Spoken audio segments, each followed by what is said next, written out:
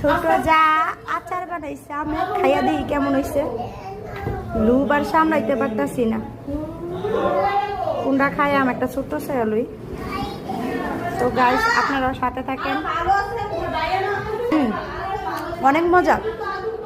আজকে অনেক জাতের আচার বানানো হয়েছে। এই যে এখানে দেওয়া হয়েছে আমসত্ব, এই যে আমসত্ব বিদেশে স্বামীর কাছে পাঠানো হবে। আচার আছে দেখেন, স্বামীর জন্য কত ভালোবাসা। কেন আছে দেখেন গাইস, দেখেন এই যে বড়ির আচার, এখানে একটা আম, এই যে আম। ভিডিও ম্যানের অভাব নাই, ব্লগারের অভাব নাই, সবাই